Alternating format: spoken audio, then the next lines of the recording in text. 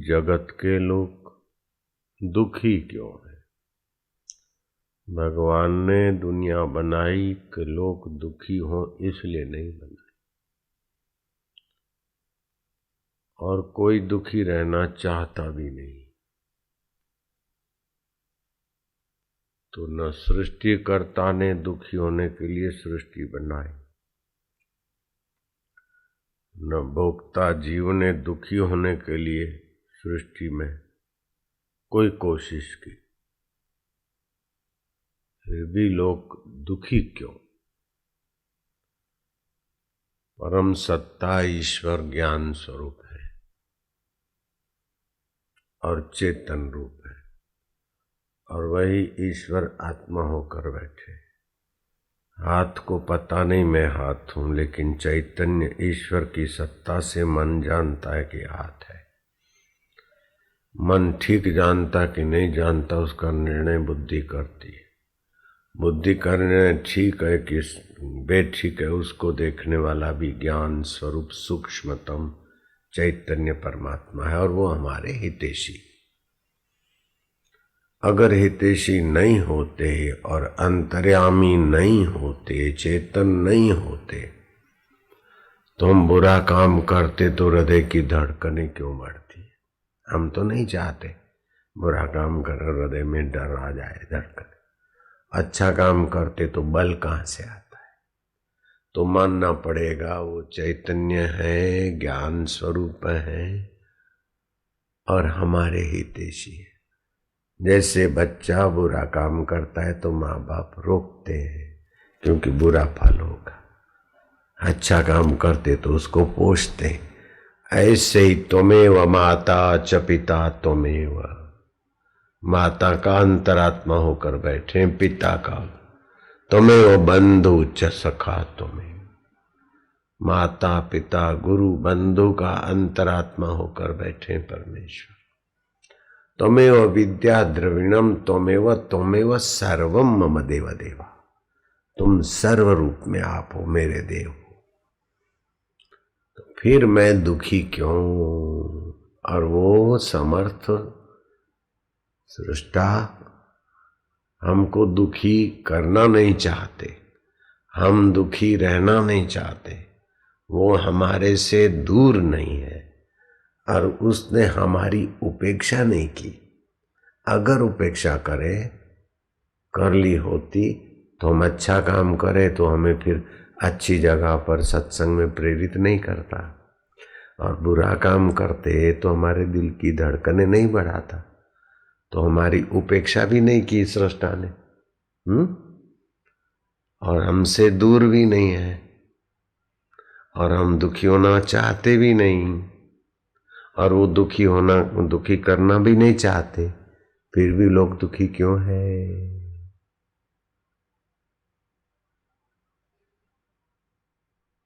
बिल्कुल साफ प्रश्न है।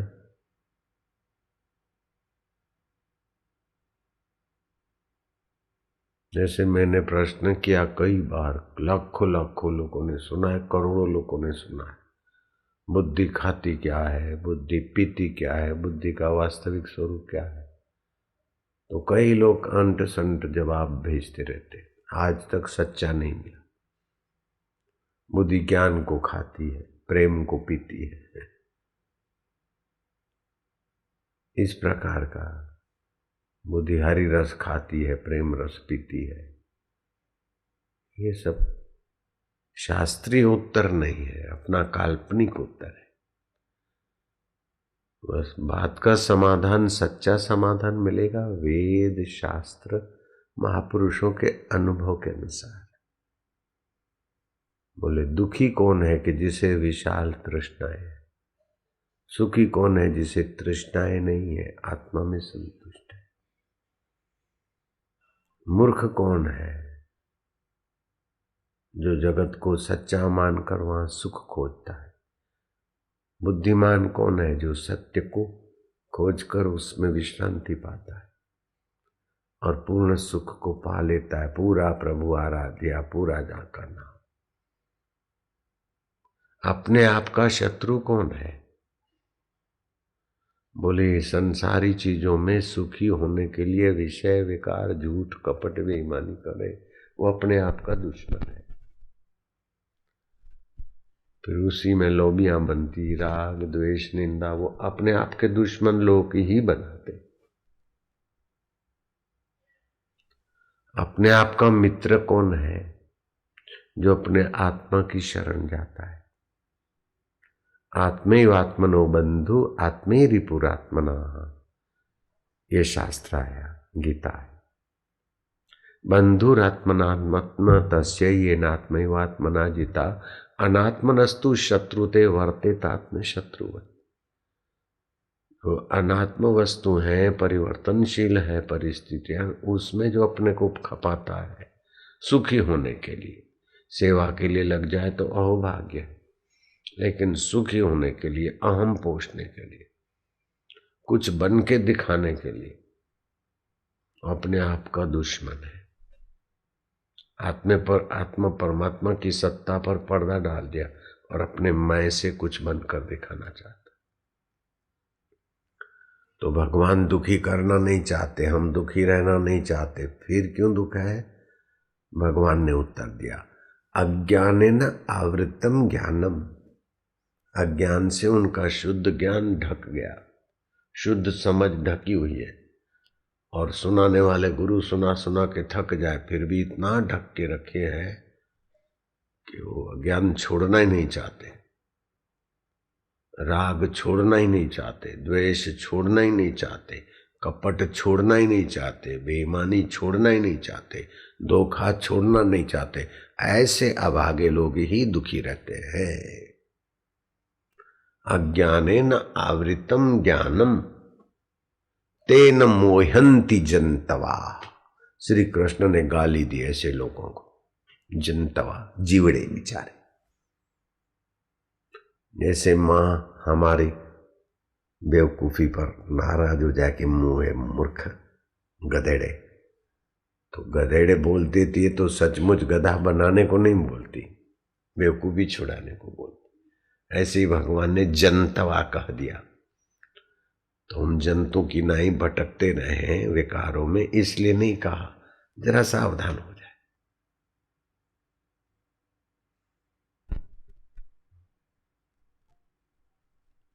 ना दत्तम कश्चित पापम ना सुकृतम विभु अज्ञानेन आवृतम ज्ञानम तेन मोहंती जनतवा। अज्ञान से उनको उनका शुद्ध ज्ञान और शुद्ध समझ दब्बू हो गई, ढक गई, इसलिए वे मोहित हो जाते। तुलसीदास ने कहा, मोह सकल व्याधि न कर मूला, मोह से सारी व्याधियां पैदा हो जाती, कर करके भी आखिर मरते दुखी होकर। इतना अज्ञान, इतनी ना समझी कि कई बार सत्संग सुना होगा कि भगवान राम जी का राज्य, सुख, वैभव छोड़कर, भगवान राम जी का त्याग करके कौशल्या, सुमित्रा और कैकेयी श्रृंगी ऋषि के आश्रम में जाती, और अज्ञान इतना कि लोग आश्रम छोड़कर घर में बैठ के भजन करना चाहिए। बापू ने कहा है, जो जहां है वहीं से लगे। अरे जो जहां है मूर्ख, तो बाहर न भटके वहीं से यात्रा करे। अगर जो जहां है तो हमने वहां घर क्यों छोड़ा? जो जहां है वहीं से यात्रा करे, तो राजा भरतरी काय को गुरु के पास गए।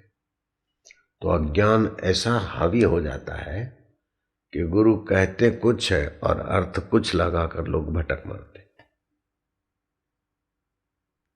कबीर जी ने ऐसे लोगों पर दया करके गाली सुना दी, मीठी गाली। भटक मुआ भेदू बिना, पावे कौन उपाय, खोजत खोजत युग गए, पांव को उस घर आए। सुख, मैं शादी करना चाहता हूँ, मैं घर रहना चाहता हूँ, मैं दुकान में रहना चाहता हूँ, मैं आश्रम में रहना चाहता हूँ, मैं शायद तलाक देना चाहता हूँ, ये चीजें फालतू बकवास है। सभी के गहराई में दुख का अंत और सुख बना रहे, यही चाहते। शादी करते तो सुखी होने के लिए और तलाक देते तो सुखी होने के लिए। लॉबी बनाते तो सुख के लिए, ग्रुप बनाते तो सुख के लिए, कपट करते तो सुख के लिए। ऐसा अज्ञान के ऐसे ऐसे साधन अपनाते कि जीवन खत्म हो जाए। अज्ञानेन आवृतम ज्ञान। तो करुणा करके अवतार भी लेते हैं और करुणा करके संतों के हृदय में भी प्रश्न और उत्तर पैदा कर देते हैं। कितनी दया है सृष्टा की। मैं ये प्रश्न पढ़कर नहीं आया अथवा सोच विचार कर आज ऐसा बताऊंगा, ये करूंगा, ये भी करके नहीं आया। यहाँ बैठा, ध्यान में बैठा, फिर मेरे मन में आया कि क्या बोले, तो जो बुलवा रहे बुलवाए, जो बुलवा रहे बोलते।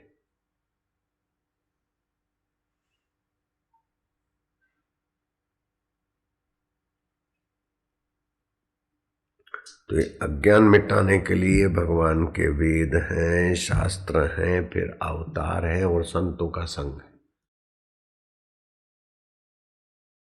फिर भी हम जब तक नहीं चाहेंगे तब तक शास्त्र, वेद, भगवान और संत क्या करें।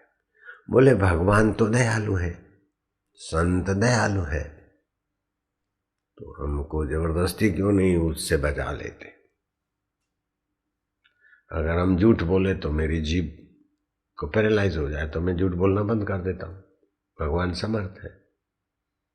अगर मैं बुरी नज़र से देखूँ तो मेरी आंखें की रोशनी चली जाए, तो ऐसे 10, 20, 100, 200 को होगा तो सब अच्छे बन जाएंगे। अगर कोई रिश्वत लेता है तो उसके हाथ कांप कांप के पैरालाइज हो जाए तो रिश्वत बंद हो जाएगी। ऐसा भगवान क्यों नहीं करते।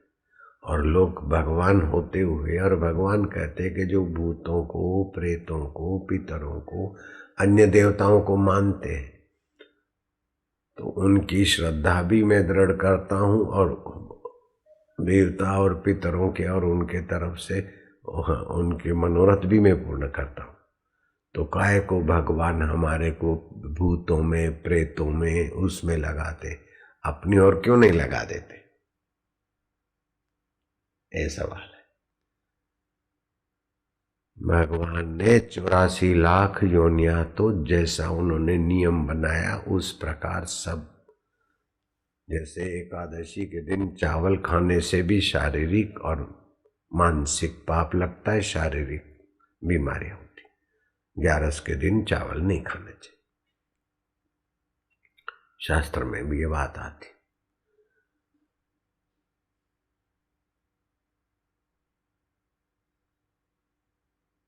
तो फलाना ये काम नहीं करना चाहिए, ये करना चाहिए।